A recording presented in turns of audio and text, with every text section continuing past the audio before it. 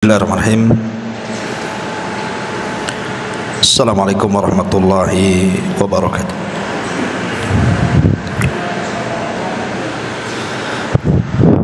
Alhamdulillah, salatu wassalamu ala rasulillah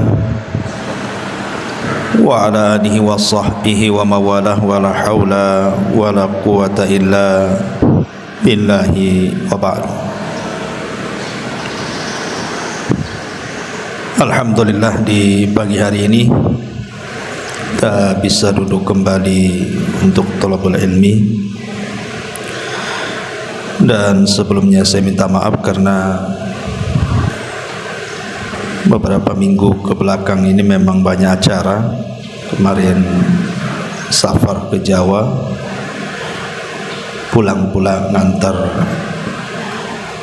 Umairah ke pesantren, terus datang pula tamu dari kampung, jadi berturut-turut hampir 3 mingguan, sehingga sering libur kajiannya. Dan insyaallah kita memulai kembali. Kajian kita masih membahas kitab Arba'in Nawawi, dan kita masuk pada hadis ke-40. Kita baca hadisnya.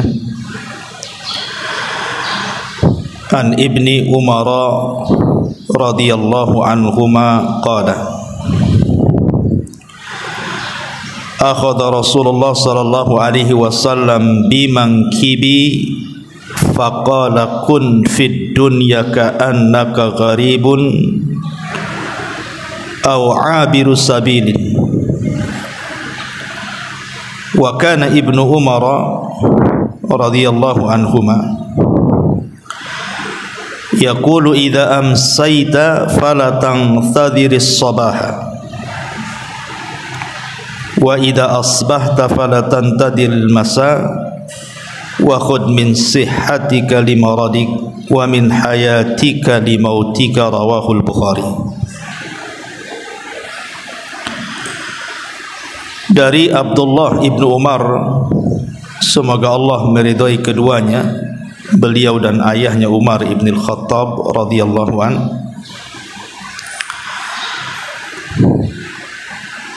beliau berkata, Rasulullah sallallahu alaihi wasallam satu hari pernah memegang kedua pundakku seraya bersabda, jadilah engkau di dunia ini seperti orang asing ataupun seperti musafir. Kemudian Ibnu Umar radhiyallahu anhu berkata, jika engkau berada di sore hari, jangan menunda-nunda datangnya pagi hari, dan jika engkau di pagi hari, maka jangan menunda-nunda sampai datang sore hari. Pergunakanlah masa sehatmu sebelum sakitmu, dan masa hidupmu sebelum kematian. Hadis ini dikeluarkan oleh Imam Al-Bukhari dalam sahihnya. Baik. Ma'asyiral muslimat yang dimuliakan Allah Subhanahu wa taala. Hadis ini disebutkan oleh para ulama sebagai hadis pemutus dari segala angan-angan. Maksudnya angan-angan dunia, dan seseorang diingatkan dengan dekatnya kematiannya. Dalam sebuah hadis dari Abdullah ibn Mas'ud radhiyallahu anhu, khattan Nabi sallallahu alaihi wasallam khattan murabba'an. Jadi satu hari Nabi sallallahu alaihi wasallam itu pernah menggaris sebuah garisan, kemudian menggambar dalam bentuk persegi 4. Rasul pernah menggaris sebuah garisan, kemudian menggambar dalam bentuk persegi empat. Kemudian wa khatta khattan fil wasati kharijan minhu. Lalu setelah beliau menggambar persegi empat itu, beliau menggariskan sebuah garis di dalam persegi empat itu yang menjorok keluar. Jadi ini gambar persegi empat, kemudian digaris lagi keluar situ. Kemudian wa khatta khututan sigharan ila hadha alladhi fil wasati min janibihi alladhi fil wasati wa qala hadha al insan wa hadha ajaluhu muhitum bi. Kemudian Nabi SAW di tengah-tengah kotak tersebut menggaris lagi dengan garisan-garisan kecil yang banyak. Kemudian beliau bersabda, garis di tengah ini adalah ibarat seorang manusia yang dikelilingi oleh persegi empat itu, maksudnya ajalnya yang mengelilinginya. Adapun garis-garis itu adalah angan-angannya. Kata Nabi SAW, wa hadzal ladzi huwa kharijun amalu. Adapun garis-garis kecil yang banyak itu diibaratkan sebagai angan-angannya. Maksudnya apa?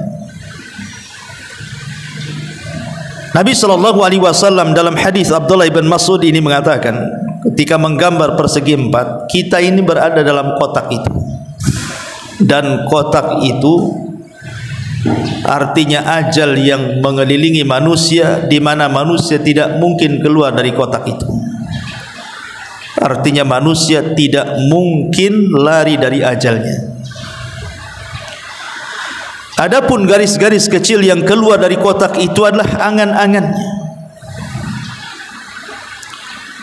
Dari sini kita tahu bahwa angan-angan dan ajal itu sesuatu yang berbeda. Karena yang namanya angan-angan itu bisa terjadi, bisa tidak. Ada orang yang bercita-cita ingin jadi dokter, bisa jadi dokter, bisa juga gagal jadi dokter. Ada orang ingin jadi tentara, ya bisa juga jadi tentara, bisa juga gagal. Ada orang ingin menjadi pedagang sukses, ya bisa sukses, bisa juga tidak. Namanya angan-angan. Angan-angan itu hanya sekedar angan-angan saja, bisa tercapai, bisa tidak. Tapi kalau ajal itu bukan angan-angan. Ajal itu sesuatu yang pasti terjadi. Karena yang namanya ajal itu walaupun tidak diangan-angani, kita pengen mati atau pengen dipanjangkan usianya, namanya ajal dia tetap datang. Tidak mungkin gagal ajal-ajal. Dari sini kita tahu bahwa Nabi SAW ingin memutus rantai tulul amal, panjangnya angan-angan bagi manusia, bahwa ajal lebih dekat kepada dirinya dibandingkan angan-angannya. Makanya ada istilah para ulama, aqrabu syai'in al-ajalu wa ab'adu syai'in al-amalu. Paling dekatnya sesuatu itu adalah ajalnya, dan paling jauh sesuatu itu adalah angan-angannya. Lah dalam hadis Abdullah bin Umar radhiyallahu an, Nabi SAW ingin menasihati kita.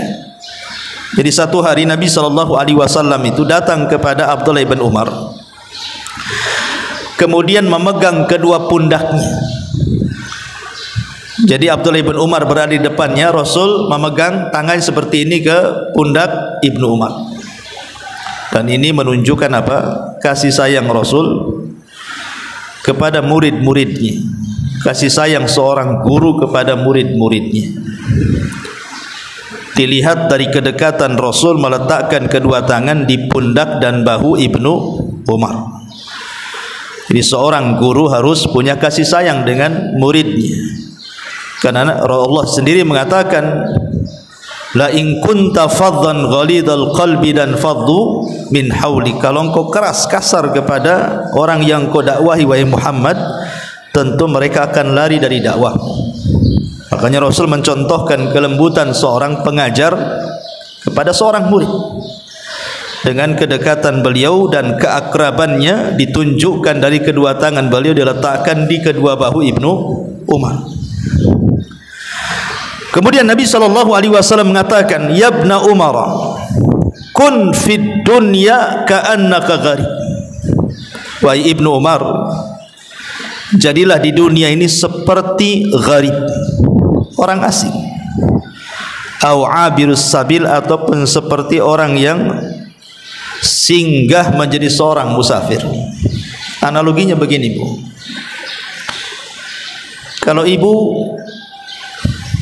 tidak pernah singgah di Batam, anggaplah sebagian ibu ada yang dari Jawa, dari Sumatera, Padang, atau dari daerah manalah sebutkan, tidak pernah ke Batam. Di Batam ini tidak punya pemilih, tidak punya keluarga. Dan Batam ini hanya sekedar kota transit saja, karena tujuannya bukan ke Batam. Boleh jadi ibu mungkin mau ke Singapura atau ke Malaysia. Hanya Batam ini tempat transit saja.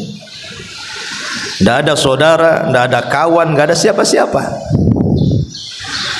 Datanglah ibu ke Batam hanya sebagai seorang musafir hanya, ataupun transit saja, karena ingin tujuannya kan ke Malaysia atau ke Singapura. Mustahil orang yang transit terpikir macam-macam. Tak mungkin ibu datang ke Batam terus tanya-tanya, tanya harga apartemen Habibie, mau beli di situ, ataupun tanya-tanya harga tanah berapa satu kaplingnya, atau tanya macam-macam. Tak mungkin. Orang namanya transit hanya transit saja. Umumnya orang transit itu tak mungkin tanya-tanya, karena dia tidak lama di situ, hanya singgah pergi lagi, karena harus melewati Batam masalahnya. Lah seperti itulah dunia, kata Nabi SAW kepada Ibnu Umar. Jadi dunia itu transit saja, karena tujuan kita akhirat. Tak mungkin di dunia ini kemudian tanya rumah, tanya ini, tanya itu, sebagaimana orang asing ketika singgah di sebuah kota. Karena dia enggak kenal orang, takut ditipu orang juga kan itu kalau tanya-tanya. Makanya Nabi SAW memberikan sebuah hikayah, permisalan kepada Ibnu Umar yang sangat dalam, dan mengatakan, kun fid dunya ka'annaka gharib au abirus sabil. Jadilah engkau di dunia seperti orang asing. Yang namanya orang asing itu pasti akan banyak tanya, pasti juga akan takut, pasti akan berharap cepat pergi dari situ. Au abirus sabil, ataupun seorang musafir. Karena seorang musafir itu tidak mungkin lama di tempat safarnya. Kalau bisa secepat mungkin dia pergi dari situ supaya sampai kepada tujuan. Lah Ibnu Umar ini radhiyallahu an paham dengan hadis ini, sangat paham dengan hadis ini. Makanya kenapa Ibnu Umar kemudian berkata, saking pahamnya dengan nasihat Nabi SAW, kata beliau, idza amsayta falatantadir sabah wa idza asbahta falatantadir al-masa wa khudh min sihhatika limaradik wa min hayatika limautik. Jika engkau di sore hari, maka segeralah beramal, jangan menunggu di waktu pagi. Dan jika engkau di waktu pagi juga segera beramal, jangan nunggu di waktu sore. Ambillah di waktu sehatmu sebelum sakitmu, dan di waktu hidupmu sebelum kematian. Ma'asyiral muslimat yang dimuliakan Allah Subhanahu wa taala, Abdullah ibn Umar radhiyallahu anhuma sampai-sampai dijelaskan dalam biografi beliau ini bagaimana zuhudnya beliau dan memegang amanah Nabi SAW untuk dijadikan dunia ini sebagai tempat persinggahan seorang musafir atau orang yang asing yang sampai di situ. Abdullah ibn Mas'ud radhiyallahu anhu sampai memuji Ibnu Umar dan mengatakan, inna amlaka syababi Quraisyin li nafsihi anid dunya Abdullah ibn Umar. Orang yang paling bisa menahan dari pemuda-pemuda Quraisy untuk dirinya terhadap dunia, aku tidak melihat kecuali Abdullah ibn Umar radhiyallahu anhu. Ini pujian daripada Abdullah ibn Mas'ud radhiyallahu anhu. Makanya Al-Hafidh Adz-Dzahabi dalam kitabnya At-Tadhkirah, jadi satu hari manusia datang kepada Ibnu Umar radhiyallahu anhuma dan menawarkan kekuasaan. Itu di zaman fitnah itu. Dan ketika itu tidak ada yang lebih mulia yang masih hidup kecuali beberapa sahabatlah. Salah satunya adalah Abdullah ibn Umar radhiyallahu anhuma.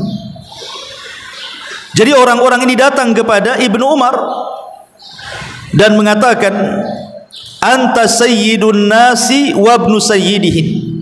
Ibnu Umar, engkau ini pemimpin sekarang dan engkau putra pemimpin, karena dia putra Umar bin Khattab. Wan nasu bika radun, manusia sudah berkumpul, mereka mau menjadikan kamu sebagai pemimpin kami. Wa nahnu nubayyi'uka, dan kami siap membaiatmu. Jadi manusia datang dari mana-mana meminta kepada Ibnu Umar untuk siap dibaiat dan menjadi pemimpin mereka, karena kala itu terjadi kekosongan pemimpin. Tetapi Ibnu Umar radhiyallahu anhu mengatakan, la, tidak, wallahi, demi Allah, sampai bersumpah, tidak, demi Allah. Beliau mengatakan, wala yuhraku fi mahjamati damin, aku tidak mau ada satu tetes darah pun tertumpah di negeri ini. Karena biasanya apabila terjadi kekosongan pemimpin kemudian rebutan menjadi pemimpin, pasti terjadi peperangan, kan itu. Makanya Ibnu Umar lebih baik menghindar dari fitnah. Padahal sudah jelas-jelas loh kekuasaan di hadapan dia. Manusia sudah redha. Kebanyakan manusia mendukung Ibnu Umar, tapi Ibnu Umar menolak karena takut ada satu tetes darah tertumpah di negeri itu. Kalau sekarang, ya jangan begitu. Sekarang pilih saya, jangan pilih dia. Saya paling hebat, dia tidak hebat. Bahkan bayar buzzer lagi kan, untuk memenangkan supaya menjadi pemimpin. Karena di zaman sekarang ini sudah hilang zuhud masalahnya. Zuhud yang hilang itulah maka mengakibatkan seseorang itu akhirnya rakus dengan kekuasaan. Dan ini tahu salah satu daripada serapan nasihat Nabi SAW kepada Ibnu Umar. Maka Ibnu Umar betul-betul mempraktikkan sampai urusan kekuasaan saja dia lari, tidak mau, karena dia tahu tanggung jawabnya seperti apa. Ma'asyiral muslimat yang dimuliakan Allah Azza wa Jalla, sampai satu hari disebutkan dari Samir Ar-Riyahi, dari bapaknya, dia mengatakan, jadi Ibnu Umar radhiyallahu anhu ini satu hari syariba ma'an, dia meminum air yang sangat dingin sekali, air mineral yang sangat dingin diminum oleh Ibnu Umar.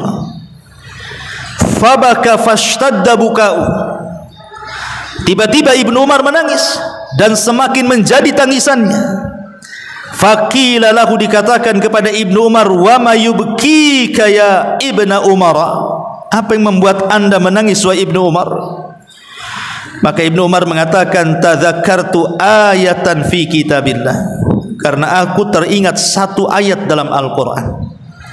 Wahila bainahum wa baina ma yashtahun, fa'araftu anna ahlan nar la yashtahuna syai'an syahwatuhumul ma' wa qad qala Allah azza wa jal afidu alaina minal ma' au mimma razaqakumullah. Karena Ibnu Umar teringat dengan permintaan penduduk neraka kepada penduduk sorga dan mengatakan, berilah kepada kami setetes air atau makanan yang Allah rizkikan kepada kalian. Dan ini permintaan terakhir penduduk neraka di dalam neraka. Karena permintaan mereka, pertama mereka minta kepada Allah Subhanahu wa taala agar dikeluarkan dari neraka. Tetapi Allah Subhanahu wa taala justru tidak mengajak bicara penduduk neraka. Allah katakan wala yukallimun, jangan kau bicara denganku. Sampai-sampai Abdullah ibn Amr ibn As radhiyallahu anhuma mengatakan Allah tidak bicara dengan penduduk neraka itu 2 kali umur dunia. Kemudian yang kedua, karena Allah Subhanahu wa taala tidak mau bicara kepada penduduk neraka, maka penduduk neraka meminta kepada malaikat Malik, wazanatun nar, penjaga neraka, agar Allah mewafatkan mereka saja, matikan saja mereka. Mereka minta kepada Malik, sudah wafatkan kami saja di sini, karena mereka sudah tidak tahan dengan azab Allah. Tapi malaikat Malik mengatakan, innakum makithun, kalian tidak akan mati dan kalian akan tetap hidup di neraka.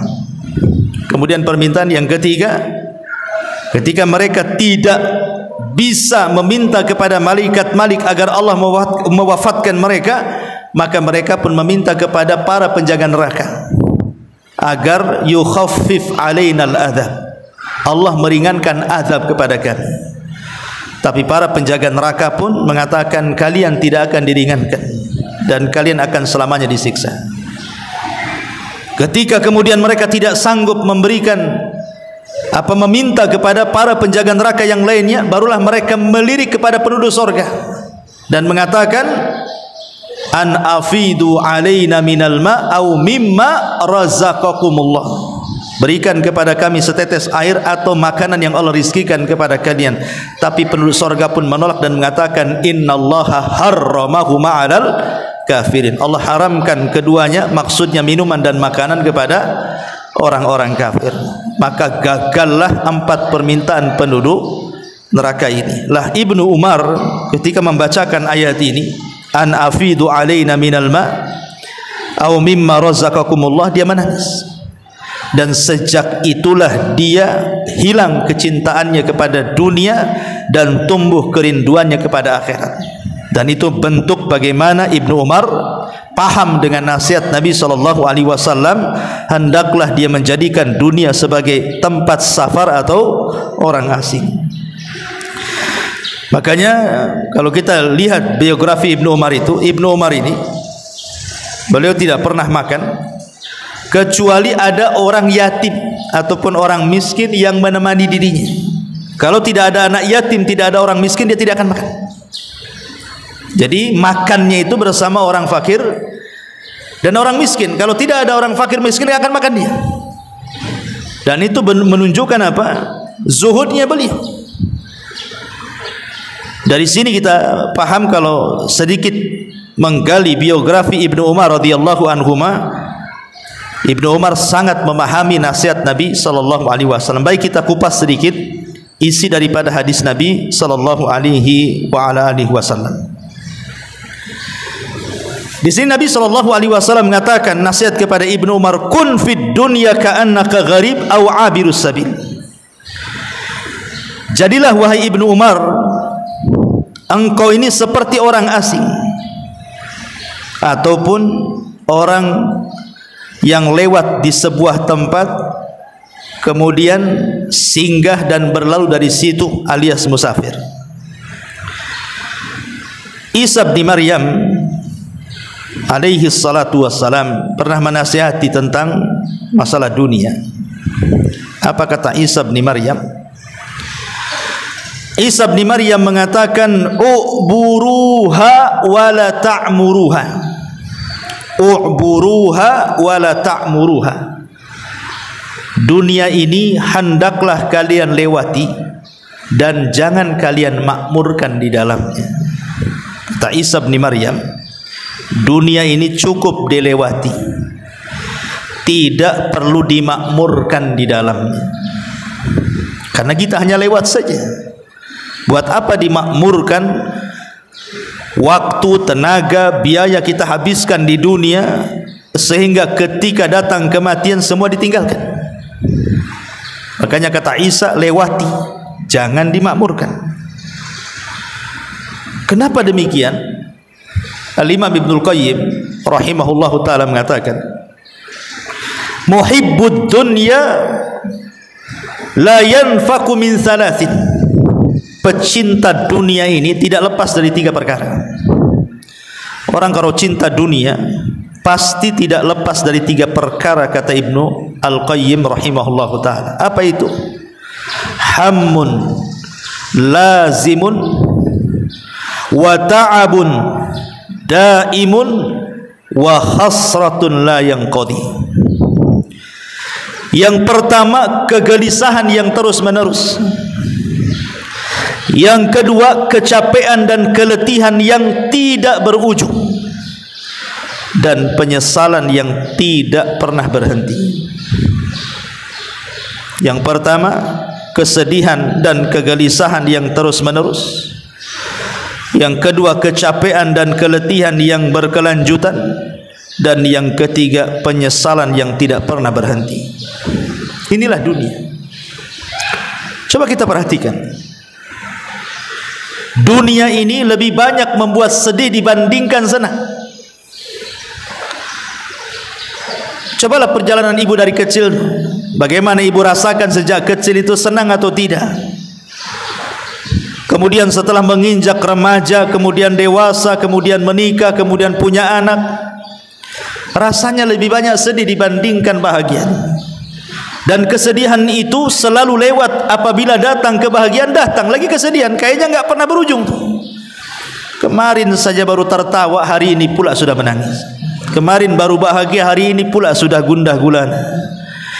Begitu juga capek letih. Siapa yang tidak capek di dunia ini? Stres, Bu. Mikir macam-macam kan, mikir itu. Mikir pengen punya rumah, pengen punya tanah, pengen punya uang, pengen punya baju, tas, macam-macam orang di dunia ini. Dan itu kan tidak ujug-ujug ada kan, harus mencari, lelah letih. Kadang-kadang nekan pula suaminya untuk membelikannya, padahal dia tahu kemampuan suaminya seperti apa. Ya karena dunia ini melelahkan. Ujung-ujungnya penyesalan. Kenapa? Karena sudah dikumpul-kumpul pun ditinggalkan. Makanya ada istilah hakikatud dunya at-tajmi'u wat-tafriqu. Hakikat dunia itu, ibu kumpul-kumpulkan sudah banyak, ibu tinggalkan. Ibu tinggalkan. Berapa banyak coba orang-orang yang sudah kaya sukses itu akhirnya meninggal dunia kan? Dia kan gak mungkin berpikir besok akan mati. Tidak ada orang yang mereka rakus dengan dunia itu berpikir besok akan mati. Enggak mungkin, mustahil. Tetapi namanya kematian itu pasti sebuah kelaziman. Makanya di sini Imam Ibnul Qayyim mengatakan, hammun lazimun wa ta'abun daimun wa hasratun la tanqadi. Ma'asyiral muslimat yang dimuliakan Allah Azza wa Jalla, kalau kita melihat sedikit kisah para sahabatnya. Abu Dzar Al-Ghifari radhiyallahu anhu. Satu hari datang seorang laki-laki masuk ke rumah Abu Dzar Al-Ghifari. Maka pandangan orang ini melihat di sekeliling rumah Abu Dzar Al-Ghifari. Pasti ibu kalau punya rumah kan minimal teras depan itu, ruang tamu kan pasti dihiasi, bukan? Di situ ada lemari, nanti dalam lemari itu mesti ada bunga-bunga, entah ada perlak-perlik, entah ada barang-barang yang kalau orang melihatnya itu akan takjub. Kursinya pun yang bagus, mejanya yang bagus, toplesnya aja yang bagus, sampai warna riasnya pun harus cantik kan gitu. Orang kalau punya rumah pasti yang pernah dihiasi pertama kali ruang tamunya. Lah orang ini masuk, melihat di sekeliling rumah Abu Dzar Al-Ghifari radhiyallahu anhu. Fata'ajjab, dia pun heran. Kemudian mengatakan, ya Abu Dzar, aina mata'ukum? Wahai Abu Dzar, kok rumah ini kosong? Kok tidak ada barang-barang, tidak ada kursi, tidak ada meja, tidak ada lemari, tidak ada macam-macam, kosong blong rumahnya, hanya ada tikar kecil saja. Kemudian kata Abu Dzar, inna lana baitan nuwajjihuhu ilaihi salihah mata'ina. Sesungguhnya ini bukan rumahku loh. Kata Abu Dzar, ini bukan rumahku. Rumahku itu adalah rumah yang kelak aku akan sampai di sana. Dan disitulah engkau akan melihat barang-barangku yang sangat indah yang tidak pernah kau lihat. Maksudnya apa? Surga. Jadi Abu Dzar Al-Ghifari mengingatkan kepada orang ini bukan rumahku. rumahku di sana. Kalau di sini engkau tidak melihat barang-barang yang indah, nanti lo di sana aku akan melihatnya. Kemudian kata Abi Dzar Al-Ghifari radhiyallahu anhu mengatakan, innahu la budda laka min mata'in ma dumta hahuna. Kemudian orang ini ngomong sama Abu Dzar, Abu Dzar, ya paling tidak adalah barang-barang yang kau bisa nikmati selama kau berada di sini dan belum pindah ke sana. Masa nggak ada sama sekali? Kan kamu masih hidup di sini, belum hidup di sana, gitu maksudnya. Maka Abi Dzar dengan tegas mengatakan, inna sahibal manzil la yada'una fihi. Sesungguhnya pemilik rumah ini tidak mungkin meninggalkan barang-barang yang harusnya ada di sana diletakkan pula di sini. Saya tidak mau. Maunya saya semua yang ada di sini ada di sana. Dan ini menunjukkan apa? Zuhudnya para sahabat Nabi SAW. Dan ini senada dengan kisahnya Abu Ubaidah ibn al-Jarrah radhiyallahu anhu. Jadi Umar radhiyallahu anhu ketika menjadi khalifatul Islam sepeninggal Abu Bakar Siddiq radhiyallahu an mengerahkan pasukan untuk membebaskan Baitul Maqdis dalam perang Qadisiyah. Lah ketika itu pemimpin perang adalah Abu Ubaidah ibnul Jarrah menggantikan Khalid ibn Walid.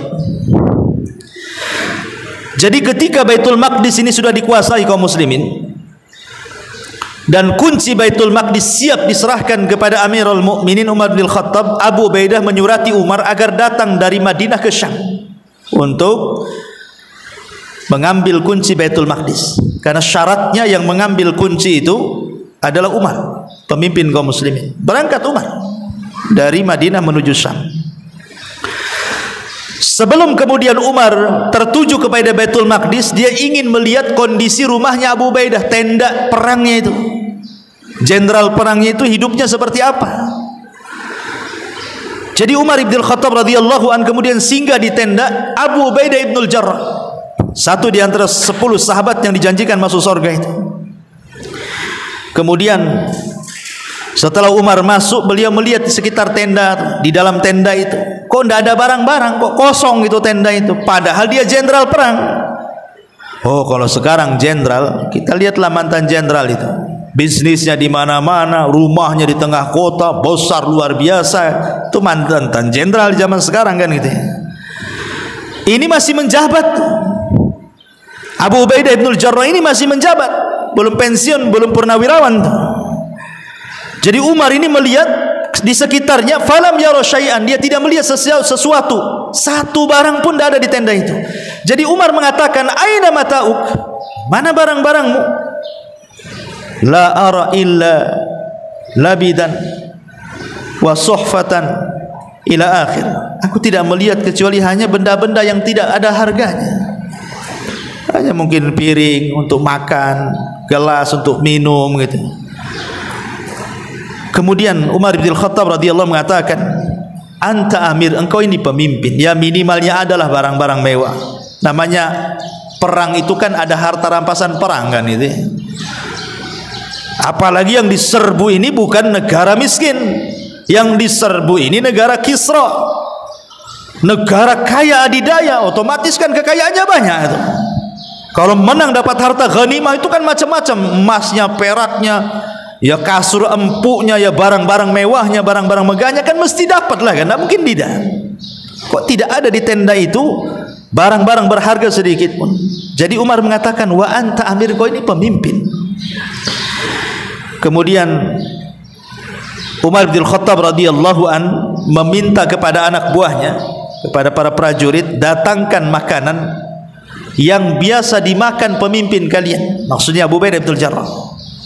Apakah okelah di tendanya tidak ada barang-barang yang berharga, boleh jadi mungkin makanannya spesial, ya mungkin makanannya spesial yang luar biasa gitu. Kalau di zaman sekarang ya makanan-makanan mahal lah gitu. Rupanya ketika didatangkan makanan itu adalah makanan yang biasa dimakan para prajurit. Jadi nggak ada bedanya, prajurit makan itu, dia juga makan itu, nggak ada bedanya antara jenderal dan pasukannya. Dari situlah kemudian Umar bin Khattab fabaka, beliau pun menangis. Faqala, dan dia mengatakan kepada Abu Ubaidah, ghayyaratna dunya ghairaka ya Aba Ubaidah. Dunia telah merubah kami semuanya, kecuali engkau wahai Abu Ubaidah. Dunia tidak merubah dirimu. Kami semua dirubah dunia kecuali engkau. Ini yang ngomong bukan orang biasa loh, Umar bin Khattab radhiyallahu anhu. Kalau sudah Umar yang ngomong, ya memang Abu Ubaidah itu seperti itu kan gitu. Karena pujian Umar tidak mungkin sembarang orang dia mengatakan seperti itu. Makanya Umar mengatakan ghayyaratna dunya, dunia sudah merubah kami. Illa anta ya Abu Ubaidah, kecuali engkau wahai Abu Ubaidah, dunia sama sekali tidak berubah. Itulah makna karena Abu Ubaidah sangat paham hadis Nabi sallallahu alaihi wasallam dalam sebuah hadis, mali walid dunya, mali walid dunya. Kata Nabi sallallahu alaihi wasallam, apalah aku dengan dunia ini? Apalah aku dengan dunia ini? Illa mathalu ma yaj'alu ahadukum isba'ahu hadhihi wa asyara Yahya bisyababati fil yammi falyangdur bima tarji. Demi Allah, tidaklah dunia dibandingkan akhirat melainkan seperti salah seorang di antara kalian meletakkan jarinya, Yahya perawi hadis berisyarat dengan jari telunjuknya ke laut, lalu lihatlah apa yang dibawa dari jari jemari itu. Jadi kalau ada lautan, kemudian kita celupkan jarinya, kemudian diangkat lagi, paling ada satu tetes itu. Lah satu tetes itulah menjadi perebutan satu dunia manusia sejak zaman Adam sampai yang terakhir mati. Sementara kekayaan Allah itu terbentang lautannya. Jadi kalau seandainya orang berpikir, lah satu tetes yang di jari itu diperebutkan manusia, sementara di depannya lautan yang terbentang berupa sorga, kok tidak dikejarnya? Mana akalnya? Gitu maksudnya. Lah kita rebutan yang satu tetes, sementara yang lautan tak bertepi kok ditinggalkan? Akalnya di mana? Seolah-olah Rasul ingin mengatakan demikian. Ini lautan terbentang loh. Kenapa kalian tidak kejar? Kenapa ngejar yang setetes itu? Makanya Nabi SAW mengatakan, mali walid dunya ma ana wad dunya innama mathali wa mathalud dunya kamathali raqibin dhalla tahta syajaratin thumma raha wa tarakaha. Apalah arti dunia bagiku, kata Rasul? Apa urusanku dengan dunia? Sungguh perumpamaanku dan perumpamaan dunia adalah seperti pengendara yang berteduh di bawah pohon, lalu istirahat sesaat kemudian meninggalkannya. Sebagian ulama hadis mengatakan dunia ini seperti kailulah. Tahu kailulah?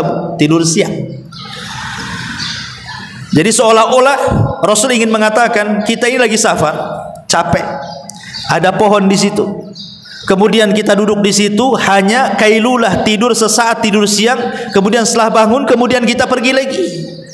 Itulah dunia, seperti singgah di bawah pohon, hanya sekedar tidur kemudian pergi. Pendeknya kehidupan dunia, dan memang pendek kan. Sekarang kan ibu yang usianya 40-50 tahun kan udah nggak terasa. Mungkin masa lalu itu hanya kenangan saja kan. Oh dulu ibu pernah kecil sekolah di sini, main di situ, kemudian remaja sekolah di sini di situ, kemudian dewasa sekarang sudah menikah, punya anak, sebagainya, sudah punya cucu. Kok cepat kali zaman ini. Seolah-olah tahu-tahu saja ya, tahu-tahu kecil, remaja, dewasa, tahu-tahu ngaca sudah beroban semuanya. Ya itulah dunia, nggak terasa. Bahkan kalau waktu zaman dulu itu kayaknya lama sekali. Saya masih ingat tuh, kalau dulu itu siang dari pagi sampai sore itu kan lama kali. Tapi sekarang kan dari pagi ke sore itu cepat sekali rasanya. Tahu-tahu zuhur, asar, maghrib. Ini kayak kajian saja, baru tadi kita ngaji udah 9.42 sekarang ini. Terasa duduk kayak gini. Ya. Nah ini menunjukkan bahwa dunia ini hanya sesaat. Bahkan ada seorang sahabat, Salman Al-Farisi radhiyallahu anhu. Ma'ruf kisah Salman Al-Farisi, seorang sahabat yang keliling dari satu negara ke negara berikutnya hanya mencari hidayah. Dari beragama penyembah berhala berupa api, Majusi, kemudian masuk Nasrani, kemudian dibeli oleh tuan Yahudi sampai akhirnya dapat hidayah masuk Islam. 3 agama dilewati itu Salman Al-Farisi, Majusi, Nasrani, Yahudi, baru Muslim, ya. Dan Salman Al-Farisi walaupun demikian termasuk as-sabiqun al-awwalun, dia orang-orang yang lama mengikuti jejak Nabi. Salman Al-Farisi seolah-olah ketika Allah Subhanahu wa taala tidak menghendaki Abu Lahab masuk ke dalam Islam, Allah ganti Salman Al-Farisi yang bukan orang Arab justru mendapatkan hidayah saat kematian, detik-detik wafatnya. Jadi Sa'ad bin Abi Waqqas ini satu di antara 10 sahabat yang dijanjikan surga ini datang menjenguk Salman saat wafatnya. Kemudian dilihatnya Salman ini menangis. Maka Sa'ad bin Abi Waqqas berusaha menghibur Salman dan mengatakan, "Alaysa qad sahibta Rasulullah sallallahu alaihi wasallam kada wa kada, alaysa kada wa kada, alaysa kada wa kada." Wahai Salman, engkau ini orang yang paling lama berkawan dengan Nabi, sekian dan sekian waktu. Engkau sudah berbuat begini dan begitu bersama Nabi, engkau sudah berbuat begini dan begitu bersama Nabi.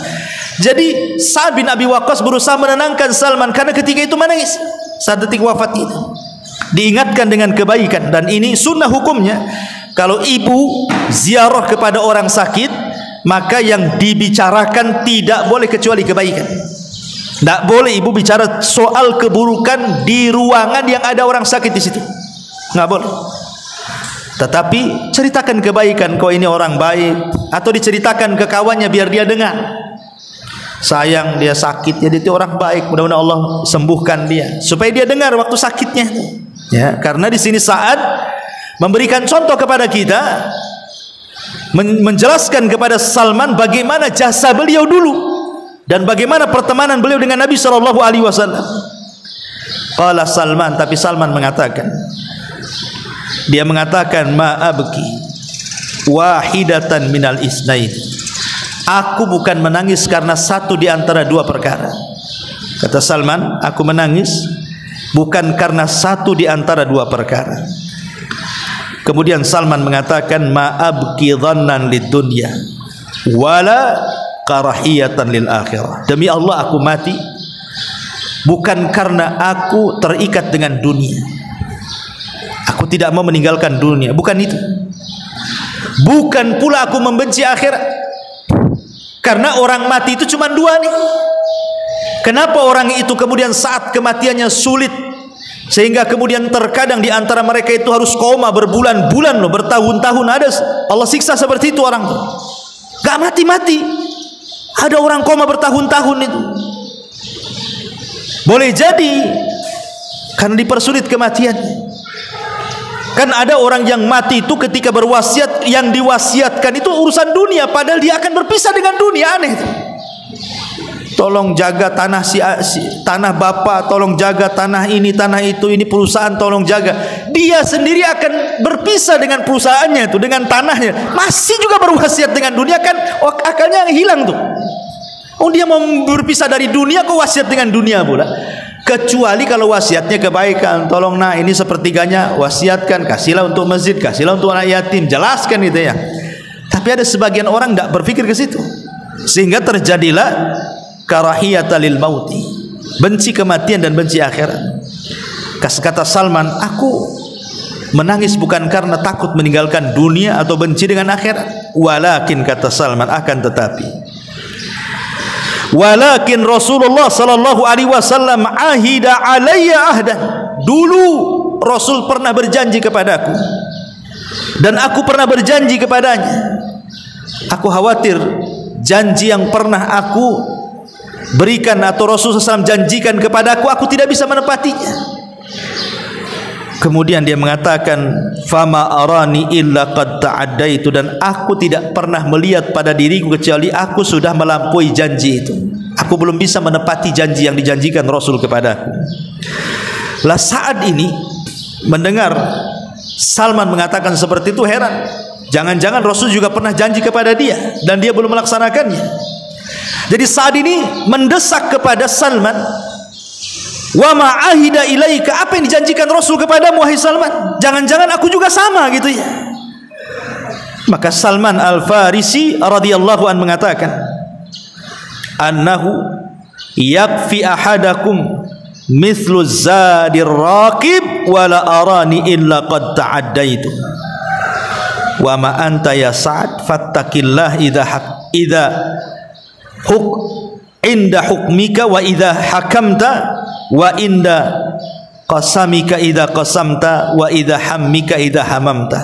Kata Salman Al-Farisi radhiyallahu an, Rasul dulu pernah berjanji kepadaku agar engkau wahai Salman menjadikan kehidupan dunia ini dalam berjalan di atas dunia ini mithlu zadir raqib, ambillah perbekalan secukupnya seperti seorang musafir berbekal. Ibu kalau berbekal safar, tidak mungkinlah rumah dibawa. Macam mana bawa rumah? Walaupun punya kendaraan, tidak semua orang itu bawa kendaraannya kan. Ibu mau safar ke Jawa, punya mobil bagus di sini. Ada sebagian kita yang bawa, ada sebagian kita yang tidak bawa kan. Malas pula mau bawa mobil, bagus dia charter di sana. Ya. Dan tidak mungkin juga ibu bawa beras, bawa bumbu-bumbu dapur kan itu. Yang penting bawa ATM isinya uang semua. Artinya kan orang kalau mau safar itu kan dia pasti cari yang ringan. Makanya kalau orang cerdas dalam safar itu dia tidak mau bawa koper banyak-banyak kan. Ngapain bawa koper banyak-banyak kan itu. Bagus beli pakaian di jalan. Ya, pulang bawa oleh-oleh jadinya kan. Kalau bawa koper banyak-banyak, bawa oleh-oleh di sana tak jadi beli. Pulangnya sekoper itu yang kita bawa kan. Pasti orang kalau safar itu dia cari yang paling ringan tuh. Kalau bisa jangan nenteng lah, nenteng dompet saja. Karena sekarang ini safar dimudahkan, mau makan tinggal makan, mau beli pakaian tinggal beli, di mana saja pun ada pasar gitu. Artinya bahwa Rasul ingin mengatakan, kalau engkau menjadi seorang musafir, maka ambillah perbekalan secukupmu, lah itulah dunia. Ambillah perbekalan secukupnya di dunia untuk akhiratmu. Lah kata Salman Al-Farisi, wala arani illa waqad ta'addaitu, dan aku tidak pernah melihat pada diriku kecuali aku sudah melampaui janji itu. Adapun kau wahai Sa'ad, mumpung kau masih hidup, bertakwalah kepada Allah dalam hukummu apabila engkau berhukum, dalam pembagianmu apabila engkau membagi, dalam cita-citamu apabila engkau bercita-cita. Dari kisah tiga sahabat ini radhiyallahu anhum menunjukkan bagaimana mereka mengajarkan kepada kita tentang pentingnya zuhud dan tentang bahayanya panjang angan-angan. Inti daripada nasihat-nasihat para sahabat ini bahwa di sini ada faedah tentang pentingnya zuhud dan pentingnya seseorang itu untuk tidak memperpanjang angan-angan. Kenapa demikian? Malik ibn Dinar, seorang ulama salaf, mengatakan, arba'un minasyaqa, ada 4 perkara termasuk kecelakaan manusia.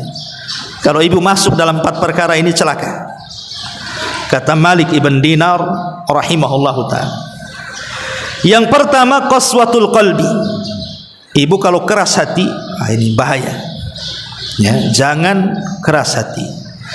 Yang kedua jumudul aini. Ibu kalau susah menangis, susah menangis, baca Quran susah menangis, susah diingatkan akhirat juga susah menangis ya. Karena itu akibat dari keras hati kan. Kalau sudah keras hati pasti mata susah menangis ya. Tapi kalau lembut hatinya pasti mata akan mudah menangis. Kemudian yang ketiga tulul amal, panjang angan-angan, yang berakibat kepada yang terakhir wal hirsu ala dunya. Dari panjang angan-angan itulah akhirnya seseorang rakus terhadap dunia. Sudah tidak kenal mana halal mana haram, yang penting dapat dunia. Ini kata Malik ibn Dinar 4 perkara kalau ada pada hidup manusia celaka dia. Hatinya keras mengakibatkan susah menangis, otaknya panjang angan-angan dunia, berakibat dia pun rakus terhadap dunia tanpa menyaring apakah dunia yang diambilnya halal ataukah haram. Makanya kata ulama, kalau ingin sembuh dari tulul amal, panjang angan-angan, lakukan dua perkara. Kalau orang ingin sembuh supaya tidak terlampau panjang angan-angannya, lakukan dua perkara. Yang pertama, ingat bahwa annaka rahilun, engkau ini akan pergi dari dunia. Ingat bahwa kita ini akan pergi dari dunia. Tidak mungkin kita selamanya di dunia. Dan itu kita saksikan di sekitar kita. Hari-hari ada yang meninggal kan, ada yang bayi meninggal, kita saksikan. Ada yang anak remaja meninggal, kita saksikan. Ada yang sudah tua juga meninggal, kita saksikan. Bahkan sebagian ibu mungkin ada yang memandikannya, mengkafaninya, dan kita saksikan itu. Artinya dunia ini tidak mungkin lama. Kemudian yang kedua, alaika biziaratil maqabir. Sekali-kali bagi wanita itu boleh berziarah kubur, tetapi bagi laki-laki hukumnya sunnah. Sering ziarah kubur, tapi perempuan boleh ziarah kubur, tapi sekali-kali, jangan sering. Dan inilah dua perkara. Ingat bahwa kita tidak akan kekal di dunia, dan ingat dengan ziarah kubur bahwa saudara kita juga sudah mendahului kita dari kematian.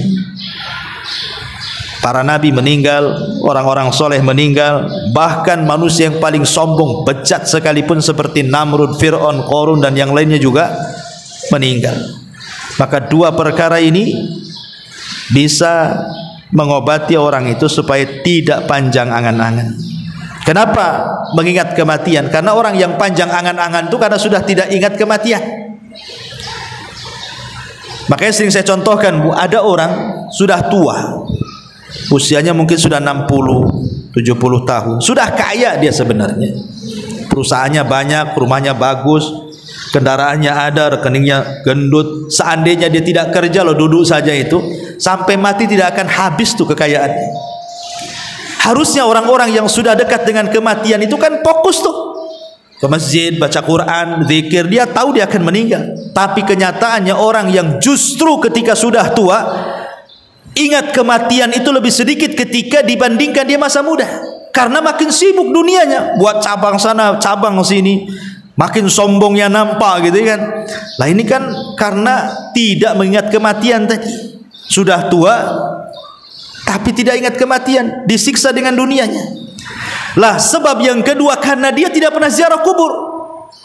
Coba kalau dia sering ziarah kubur, nampak gitu ya, bahwa tetangganya dikubur di sini, tetangga depan kubur di situ, kawan sekolahnya dia dikubur di sini. Mungkin dia berpikir bahwa, oh kemarin saudara saya, kemarin kawan saya. Boleh jadi sekarang atau besok atau lusa mungkin saya. Lah makanya dua perkara ini kata para ulama termasuk ilaj tulil amal, obat dari panjangnya angan-angan. Ma'asyiral muslimat yang dimuliakan Allah Subhanahu wa taala. Di zaman dulu Nabi Nuh alaihi salatu wassalam, kita tahu Nabi Nuh itu salah satu nabi yang panjang umurnya kan. Ada yang mengatakan 1500, ada yang mengatakan 1400, ada yang mengatakan 1782, macam-macam. Intinya di atas 1000 lah umurnya Nabi Nuh alaihi salatu wassalam. Jadi Nuh ini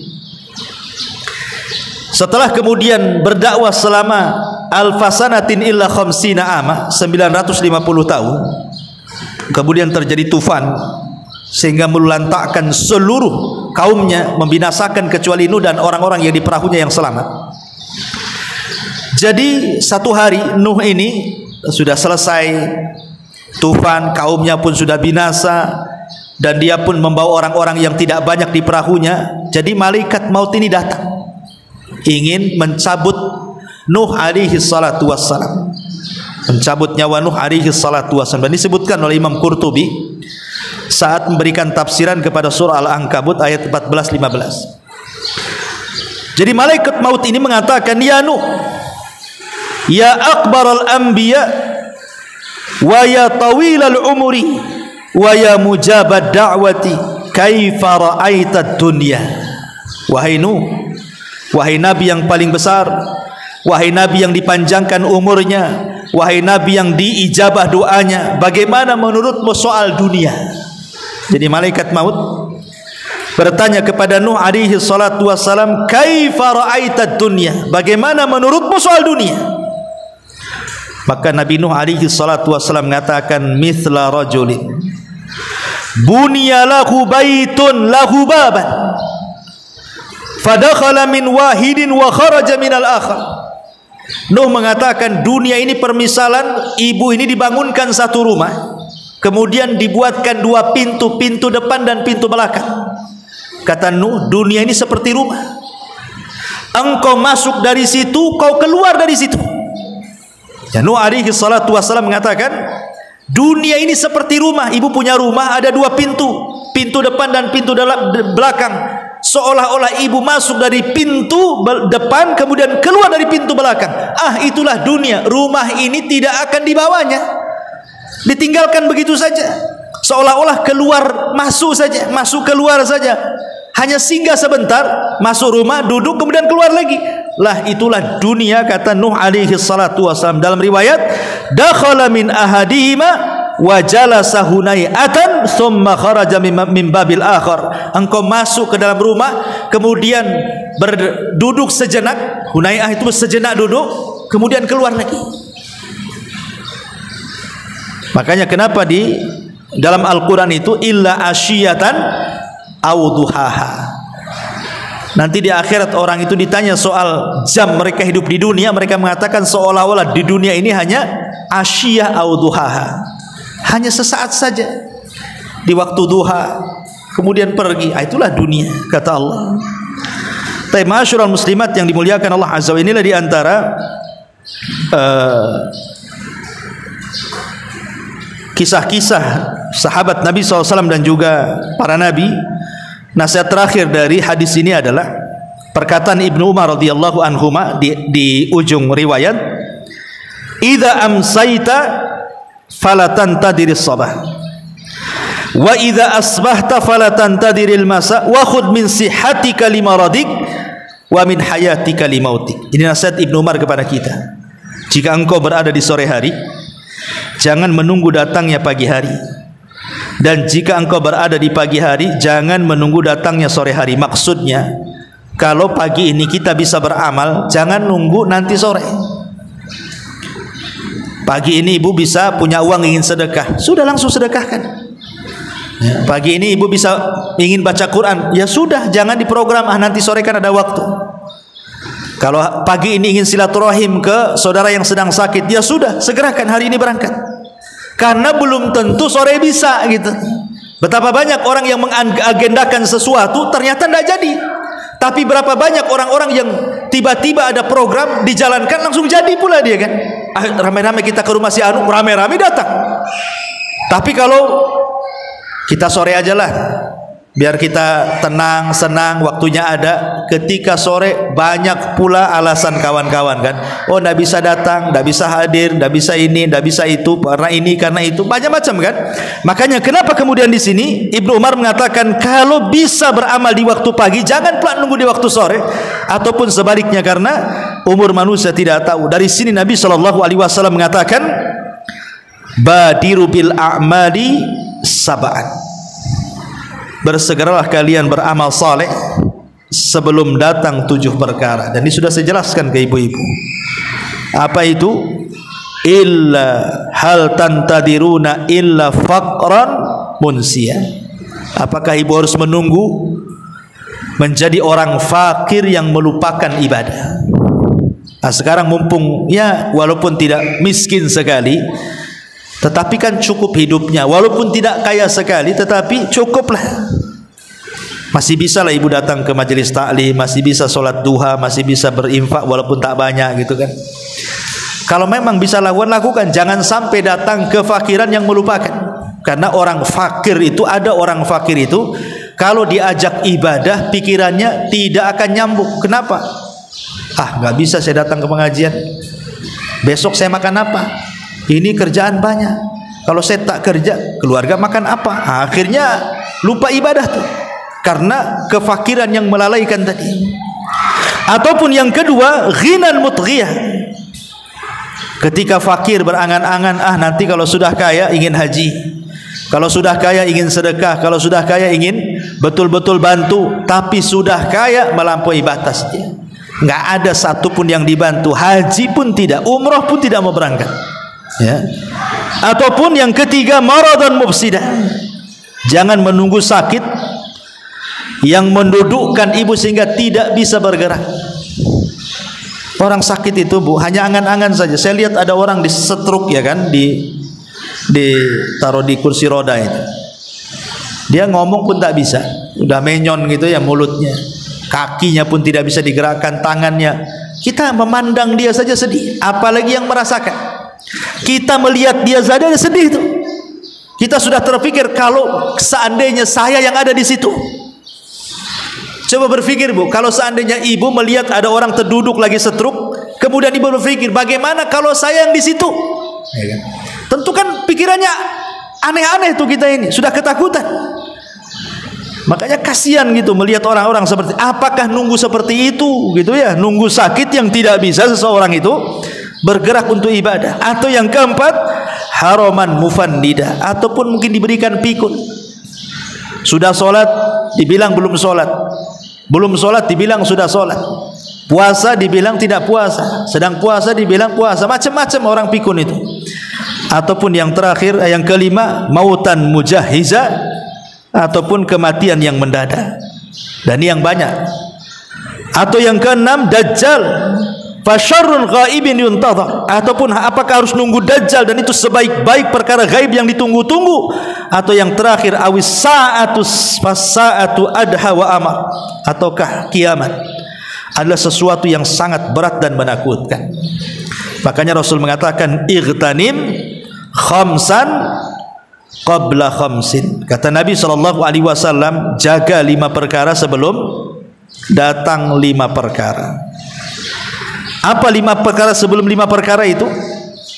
Kata Nabi SAW, jagalah 5 perkara sebelum datang 5 perkara. Pertama, jaga waktu mudamu sebelum datang masa tua. Sekarang ibu, kita lihat ibu punya anak remaja lah. Kalau ibu yang sudah tua, yang anaknya sudah gadis atau anaknya sudah bujang, kita lihat kan mereka itu gesitnya luar biasa. Naik motor aja bisa ngebut-ngebutnya orang tuh. Anak muda itu kan, Bu, suruh ke pasar aja sebentar aja dia.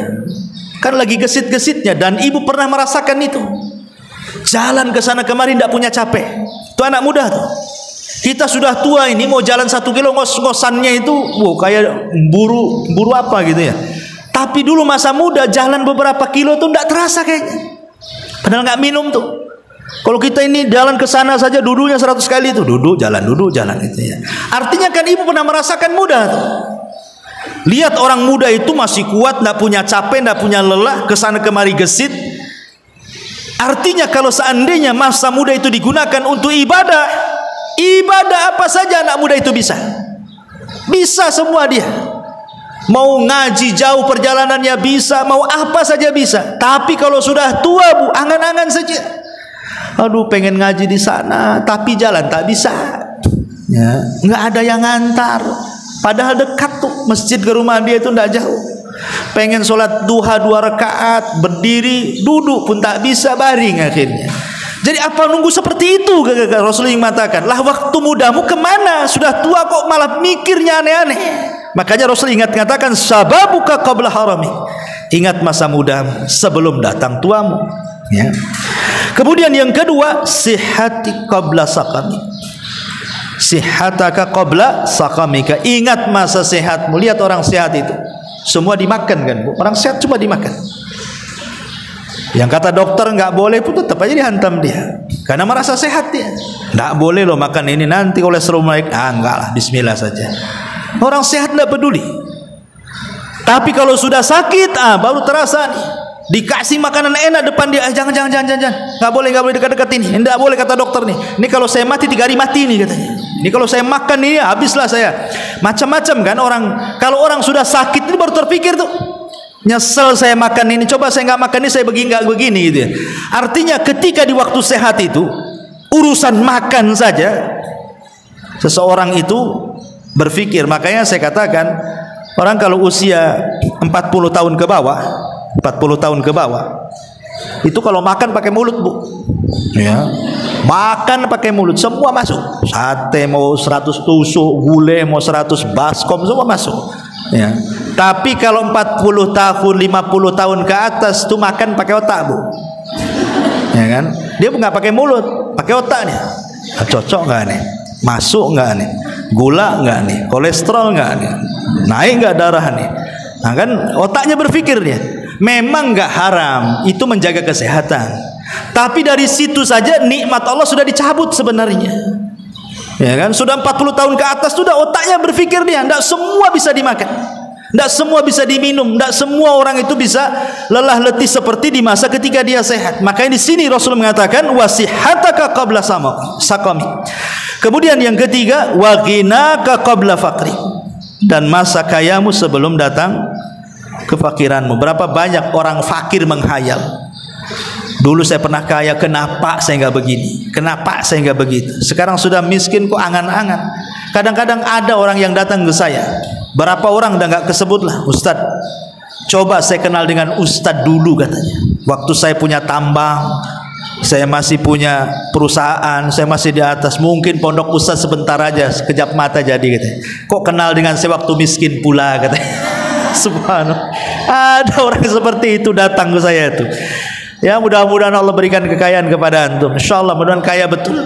Takutnya sudah kaya balik lagi ke awal kan gitu ya. Dan miskin datang lagi kedua kalinya, itu sama aja namanya. Jadi di sini Rasul mengatakan wa ghinaka qabla faqri wa faraghaka qabla syaghli.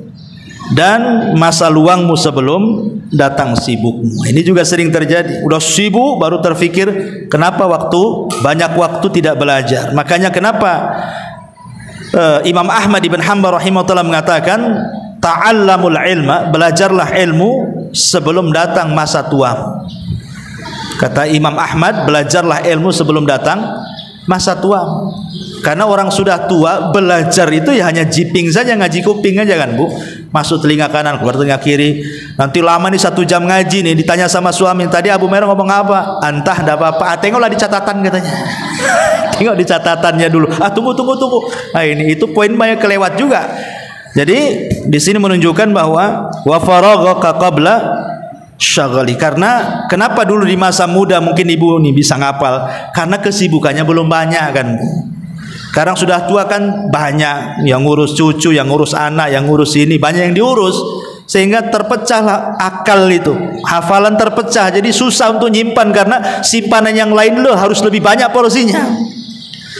Jadi ingat duitnya lebih besar dibandingkan ingat hafalannya. Makanya agak sulit gitu ya. Kemudian wahayatika qabla mautik, dan kehidupanmu sebelum kematianmu. Karena kalau orang sudah datang ajalnya, apa kata Allah?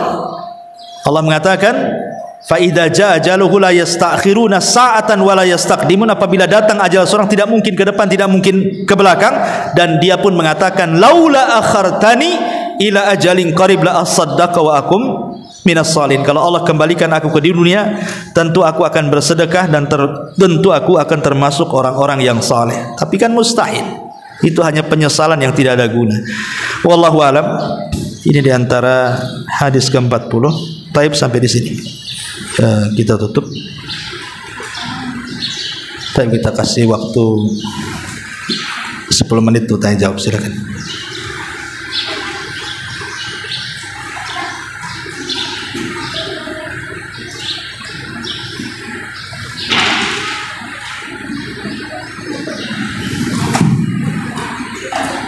Bismillah, Assalamualaikum Ustaz. Waalaikumsalam. Alhamdulillah, sudah beberapa kali kajian kita tidak bisa mengucapkan akhirnya Allah adanya ternyata untuk kita semuanya. Yang tanyakan ya Ustaz, di pembahasan di awal tadi ada perkataan yang Ustaz sampaikan, sesungguhnya manusia itu banyak mengalami kesedihan daripada kesenangan, dari masa kecil ke umur sebaya dan masa tua. Itu maksudnya yang Anda tanyakan secara umum atau orang-orang yang tertentu yang dibuat Allah yang mereka merasakan kesedihan itu Ustaz? Atau ada sebagian orang memang dia kehidupannya kurang tapi hatinya tidak bahagia saja? Ya, alhamdulillah. Allah mengatakan laqad khalaqnal insana fi kabad. Sungguh kami ciptakan manusia itu dalam kondisi kabad, keluh kesah. Manusia itu akan banyak mengeluh dan akan banyak terus meminta keluh kesahnya kepada Allah Azza wa Jalla ataupun kepada manusia. Kalau kita lihat kehidupan Nabi itu jelas-jelas manusia yang paling mulia, tapi dia tidak pernah hidup di istana megah. Tidak pernah Nabi hidup di istana megah seperti Raja Kisra, Raja Kaisar, Romawi dan Persia. Kemudian sepanjang hidupnya ditekan. Mana ada hidup Nabi senang? Ditekan, dikatakan gila, penyair, tukang tenun, pemecah belah, macam-macam. Sahabatnya dibunuh. Kan kepikiran juga tuh sahabatnya dibunuh, diintimidasi. Kemudian diusir hijrah pula ke Madinah. Sampai di Madinah perang lagi, 27 kali perang Rasul itu. Kemudian juga belum lagi musuhnya ganti pula orang Yahudi dan orang-orang Nasrani, datang pula orang-orang munafik. Macam-macam pula tuduhannya kepada Nabi. Ketika Islam sudah betul-betul di atas kejayaan, Rasul tinggal menikmati saat detik-detik wafatnya. Datang malaikat, kemudian meminta dua pilihan.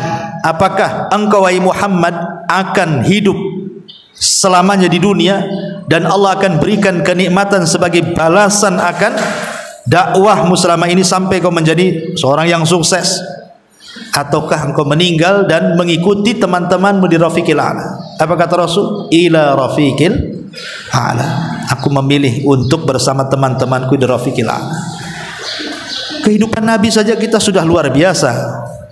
Ya, anak-anaknya meninggal dunia, semua meninggal dunia Rasul itu, kecuali satu Fatimah. Itu pun 6 bulan setelah meninggal baru menyusul. Kemudian setelah hijrah ke Madinah, apa kata Aisyah? Selama kami hijrah dari Mekah ke Madinah, kami tidak pernah merasakan makanan yang lezat. Bahkan pernah terjadi datang bulan, 2 bulan, 3 bulan, dapur kami tidak ada yang mengepul satu pun asap, mana tidak ada makanan di rumah Nabi. Bahkan Nabi SAW pernah diikat gitu ya, perutnya dengan 2 batu karena saking laparnya. Jadi kalau kehidupan Nabi SAW saja dari awal sampai akhir, maksud saya itu tidak senang, bukan berarti tidak senang itu konotasinya jelek, tidak. Tidak senang itu konotasinya tidak mesti tidak jelek, karena tidak senang itu boleh jadi karena dia menanti kesenangan nanti. Untuk berlelah letih di dunia itu untuk kesenangan yang akan datang. Itu maksudnya ya. Jadi tidak semua tidak senang itu dikonotasi buruk, tidak. Ada yang tidak senang Allah uji itu karena mengangkat derajat, ataupun menghapus kesalahan dia, ataupun menegur dia karena dosa-dosa yang pernah dia lakukan, atau menjadi tabungan kelak di akhirat setelah kematian. Wallahu a'lam. Tapi manusia memang tidak akan senang hidupnya, dan itu sebuah kepastian karena dunia sendiri adalah darul bala. Memang tempat manusia itu akan diuji Allah. Tidak ada satu manusia yang tidak diuji. Para nabi aja diuji. Tapi kan Allah itu maha mengetahui ujian yang berat ditujukan kepada siapa, ujian yang ringan ditujukan kepada siapa, karena dilihat daripada iman seseorang kan. Kalau imannya kuat ujiannya berat tuh, kalau imannya cetek ya ujiannya pun kecil, karena Allah tidak mungkin membebani manusia di luar kemampuannya. Tapi kalau manusia dari kecil sampai sekarang, sampai ibu masih hidup sekarang atau sangat akan datang, ujian itu nggak akan lepas, Bu. Nampak loh ibu kawannya senyum-senyum di pengajian karena nggak ada beban. Iya, nampak di depan mata. Kalau dia ada pulang mungkin stresnya lebih stres daripada ibu tuh. Cuman dia malu mau ngomong tuh. Ada orang yang seperti itu. Tapi ada orang yang mulutnya ember, Bu. Ada masalah sedikit kesenggol apa aja cerita dia. Ya, dia nggak tahan kecuali ceritakan tuh. Ada orang yang nggak tahan seperti, ada orang yang sabar, betul-betul sabar, dia nggak mau cerita sama orang. Dia ngadu kepada Allah Azza wa Jalla saja. Tapi ada orang yang tidak mau ngadu kepada Allah, ngadu pula sama orang. Masih mending orang itu ngajak bicara, ngadu sama Facebook loh. Facebook nggak bisa bicara loh. Lah kadang-kadang kan manusia itu, tapi pasti manusia diuji, dan ujian itu akan terus-terusan.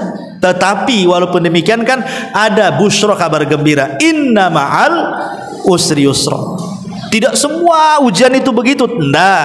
Pasti satu kesulitan itu akan datang 2 kemudahan, 3 kemudahan, pasti akan keluar. Setelah keluar itu bukan terus keluar, ada lagi ujian yang lain kan begitu.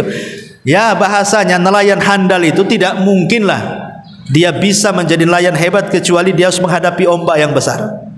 Makin ditempa ombak, makin handal dia nelayan itu. Artinya orang itu kalau banyak ujian, kalau dia lewat ujian yang kecil, ujian itu udah saya lewati itu, ya itu gampang itu, nggak terlalu stres. Tapi kalau orang nggak pernah kena ujian stres. Ya, jangan lagi soal ujian habis ludes hartanya ya. Kadang-kadang hartanya masih ada. Ya, tetapi banyak orang-orang yang gara-gara hartanya diambil sedikit oleh Allah itu udah kayak kiamat besar, Bu. Banyak orang-orang yang seperti itu. Nah, artinya bahwa ujian itu ya sebuah kepastian. Ada yang konotasinya memang baik, Allah dalam rangka mengangkat derajat. Ada yang konotasinya tidak baik, sengaja Allah menegur supaya berhenti dari maksiat. Nah, itu saja sih. Wallahu a'lam.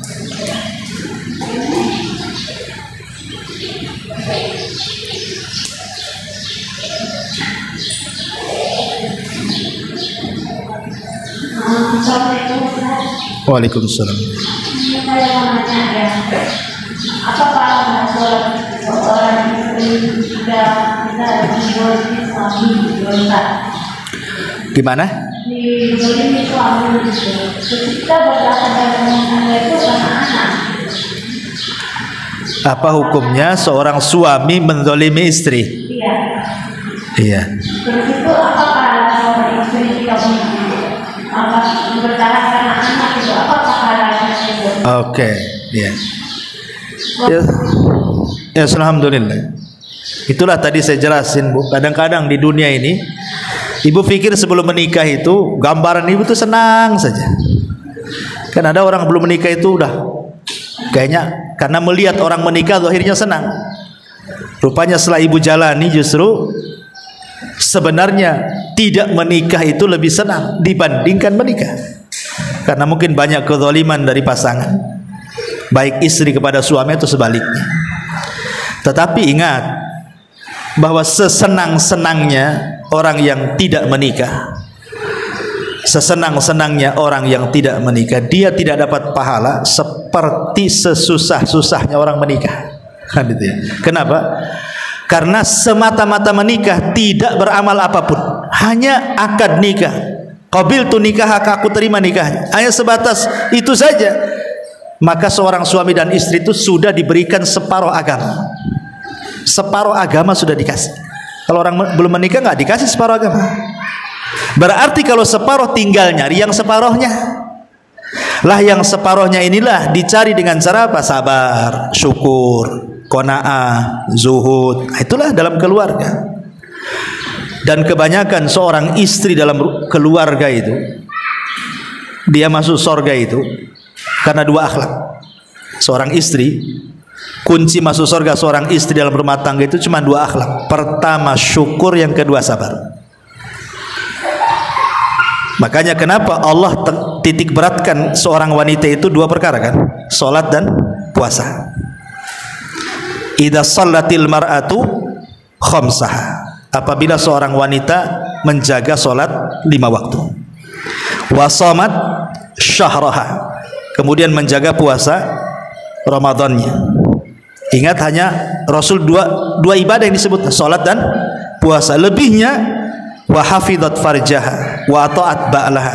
Jaga kemaluan, jaga suami. Tapi ketika Allah menyebutkan dua ibadah, Allah sebutkan dua saja. Jaga salat 5 waktu, jaga puasa Ramadan. Apa hikmah di balik dua ibadah ini? Salat itu melahirkan syukur, dan puasa itu melahirkan sabar. Makanya ketika Nabi SAW pecah-pecah kakinya, sampai Aisyah radhiyallahu anha sebagai istri kasihan dengan suaminya karena Rasul sudah sepuh, dan mengatakan sudahlah, cukupkan yang wajib-wajib saja, tidak perlu harus tiap malam qiyamul lail sampai kakinya pecah-pecah. Apa jawaban Rasul? Rasul mengatakan kepada Ummul Mukminin Aisyah radhiyallahu anha, afala akuna abdan syakura. Salahkah saya wahai Aisyah menjadi hamba yang bersyukur? Dari sini salat melahirkan syukur, ya. Dan puasa melahirkan sabar. Karena puasa itu terkandung 3 kesabaran. Sabar dalam menjalankan ketaatan, sabar dalam menjauhi kemaksiatan, dan sabar ketika menghadapi qada dan qadar. Ada semua pada puasa. Makanya ketika ahli tafsir memberikan catatan wasta'inu bis sabri was shalah, wasta'inu bis sabri was shalah, mintalah pertolongan dengan salat dan juga dengan kesabaran, maksudnya mintalah pertolongan dengan salat dan puasa. Mintalah pertolongan dengan sabar dan syukur maksudnya. Jadi seorang wanita itu di rumah tangga, 2 ibadah inilah yang menjadikan wanita banyak masuk surga. Pertama sabar, yang kedua syukur. Dari 2 istimbat ibadah yang Rasul katakan tadi. Salat, syukur, puasa, sabar. Nah, lakukan 2 sifat ini Bu dalam rumah tangga. Kalau ibu mau sabar dizalimi suami, sampai kapanlah suami mendolimi ibu? Tidak mungkin seumur hidup Allah ciptakan suami mendolimi itu. Mustahil Bu, mustahil. Tidak mungkin Allah ciptakan orang itu kerjanya zalim saja. Pasti ada waktu berhentinya kan. Tidak mungkin lah nggak berhenti kezaliman itu. Pasti ada berhentinya. Artinya ibu harus yakin bahwa suami tidak diciptakan untuk mendolimi ibu. Satu, kalaupun dia melakukan kezaliman, lah ketika itu suami memang sedang mengikuti syaitan. Tapi hakikatnya manusia tidak seperti itu, karena manusia itu kan fitrah asalnya. Dia menjadi jahat itu karena ada setannya di situ. Maka yang tugas ibu pertama sabar. Sabar, artinya sabar ya sabarlah. Gimana lagi mau saya dapat punya suami seperti ini. Lah ibu ini ketika ibu katakan gara-gara anak itu, ibu orang berakal namanya. Kurang apa seorang sahabiah di zaman Rasul namanya Ummu Hakim, ya. Ummu Hakim itu di zaman Nabi suaminya gila, maksudnya sedikit error lah. Kemudian juga orangnya suka marah-marah dan suka merendahkan. Kadang-kadang lisan itu kan lebih sakit tuh dibandingkan mukul. Kalau mukul sekali udahlah kan itu. Tapi kalau suami ngomong yang enggak merendahkan tuh kan sakitnya tuh di sini, Bu ya. Artinya bahwa ini Ummu Hakim ini itu suaminya begitu, Bu. Agak sedikit gila, kurang akal. Yang kedua kalau ngomong suka merendahkan dan suka marah-marah. Mau ibu punya suami kayak gini? Kan enggak mau lah kan itu. Kurang waras saja enggak mau, apalagi ditambah dengan marah-marahnya, ngerendahinnya. Seandainya setengah gila saja enggak mau ibu tuh punya suami. Ini udah setengah gila orangnya, bang marah-marah, tapi dia sabar. Ketika suaminya ngomong sama dia, anti kadhahri ummi, engkau seperti punggung ibuku, nangis dia. Karena kalimat itu dalam jahiliyah talak artinya. Datang kepada Rasulullah supaya didamaikan, tapi Rasul mengatakan bisa itu kalimat talak tuh. Kenapa Ummu Hakim kemudian ngomong seperti itu kepada Rasul? Sampai turun surah Mujadilah itu, khusus untuk dia satu surat itu, karena dia memandang anak-anaknya. Anak-anak dia banyak. Belum tentu kalau dia nikah dapat bapak nih, dia jadi bapak anak-anaknya. Karena emosional, bapak angkat dengan bapak kandung itu beda. Jahat-jahatnya bapak kandung itu adalah sedia sayang sama anaknya tuh. Bahkan ada istilah, nak cukuplah bapakmu jadi bajingan. Nah, kamu jadi janganlah seperti bapakmu. Nah, masih ada lah kan kemauan bapaknya itu anaknya lebih baik daripada bapaknya. Tapi kalau bapak angkat udah banyak kejadiannya. Kadang-kadang diusir anaknya, anak angkatnya diusir. Dia memang ingin nikah ibunya saja. Ya. Ataupun mungkin ibu tidak menikah lagi, akhirnya anak-anaknya jadi yatim kan? Yatim hidup bahasanya. Iya kalau orang tuanya, bapaknya tanggung jawab. Kalau enggak, ya. Maka sebenarnya yang harus ibu lakukan pertama berdoalah. Bu, doa itu pengetuk pintu langit. Makanya sering analogikan, kalau saya benci sama ibu, tapi ibu datang ke saya hari ini ngetuk pintu, tuk tuk tuk, ustad gitu, gak mungkin lah nggak saya buka, Bu. Tiap hari datang ngetuk, nggak mungkin nggak saya buka, pasti dibuka. Awalnya sih sewot, ngapain kita ketukan gitu ya kan? Lama-lama kan disalami, apalagi ibu datang bawa rantang, ya kan? Bawa roti, bawa apa, lama-lama lembut lah saya ini. Itu kepada manusia loh ya. Allah itu mimbabil aula. Ini namanya mafhum aulawi. Manusia saja kalau diketuk hari-hari datang sayangnya, apalagi Allah yang tidak ada dendam. Kalau hari-hari diketuk pintu langit dengan doa, dengan ya Allah lembutkan hati suami, ya Allah ambil waktu-waktu yang mustajab. Mustahil lah Allah itu nutup pintu suami, itu mustahil. Maka doa bu, sepertiga malam doa, minta diketuk tuh pintu langit itu tiap hari kalau bisa. Lama-lama dilembutkan lah. Yang punya hati itu Allah kok. Ya kalau ibu doakan yang jelek-jelek, mati aja lah suami saya, ya Allah mati saja dan kecelakaan ya, biar saya terhindar. Anda itu nggak bagus ya kan. Jadi satu doa ya. Yang kedua introspeksi. Kadang-kadang apa yang kita alami hari ini itu karena warisan dosa masa lalu, kita tidak tahu. Mungkin kita dulu ya kan, kita tidak tahu ya masa lalu ibu seperti apa, masa lalu saya seperti apa, masa lalu orang lain. Semua orang tuh punya masa lalu. Ada yang masa lalunya baik, ada yang masa lalunya tidak baik. Ada yang masa lalunya penuh dengan ibadah, ada yang masa lalunya penuh dengan maksiat. Sekarang ketika kemudian masa lalu sudah berlalu, ibu sudah mulai hijrah, bertobat gitu kan. Terkadang Allah Subhanahu wa taala memberikan ujian dengan cara mungkin suami jadi jahat, anak jadi nakal, tetangga jadi jahat, orang tua kurang macam-macam. Itu terkadang itu untuk menggugurkan dosa lalu tuh. Kita tidak tahu saja. Mungkin kita punya dosa dulu-dulu tidak tahu. Sekarang Allah berikan ujian, mau sabar atau tidak? Kalau sabar boleh jadi itu sebagai pengangkat dosa yang dulu-dulu lah pernah kita lakukan. Kita tidak tahu. Karena ada sorga itu tidak bisa diraih dengan sholat, tidak bisa diraih dengan puasa, tidak bisa diraih dengan sedekah, hanya bisa diraih dengan sabar. Ada sorga itu yang hanya bisa diraih dengan kesabaran. Dan sabar itu tidak seperti sholat. Sholat itu capek bu, ada gerakan, ada wudhu, jaga baju, jaga najis, jaga hadas. Tapi sabar itu kan di sini. Ya, jadi sabar-sabarin aja lah bu. Jadi itulah sabar. Yang kedua syukur. Ibu jangan memandang keburukan suami 100%, tapi lihat kebaikannya. Kalau ibu merasa suami jelek terus, ibu sudah nggak hidup di bumi itu. Mungkin sudah dibunuh sama suami. Tapi ibu masih hidup, punya anak pula, masih makan juga di situ, masih satu atap dengan suami. Ya, artinya kan suami masih lah, mungkin lah sekali-kali dia mungkin, kalau dia mungkin orang awam kadang mukul, ya didoakanlah mudah-mudahan ya dia tak mukul, jangan didoakan mudah-mudahan patah pula tangannya gitu. Ataupun lisannya mungkin dia jahat, ya mudah-mudahan lisannya dirubah sambil sedikit-sedikit. Nanti ada masalah, insya Allah ada masanya bu. Kalau ibu terus nasihati, bersabar, berdoa, adalah waktunya. Ya, kalaupun itu belum terjadi, ya anggap saja itu laluan dalam kehidupan. Itu ujian bagi ibu. Bersabar, karena mengakhiri perceraian itu tidak baik dalam agama. Itu sama dengan membantu syaitan. Apalagi tadi ibu bagus karena anak-anak. Kalau bisa jangan begitu, karena Allah bu. Ya, jangan karena anak-anak, nggak dapat pahala. Saya sabar karena Allah. Ya, dengan melihat anak-anak. Ya ibu ya. Kalau sabar karena anak-anak nih nggak ada ibadahnya itu. Semua sabar itu karena Allah Subhanahu wa taala. Wallahu a'lam. Saya harus ngantar orang ke bandaranya. Subhanallah bihamdika, asyhadu an la ilaha illa anta astaghfiruka wa atubu ilaik. Wallahu ta'ala. Assalamualaikum warahmatullahi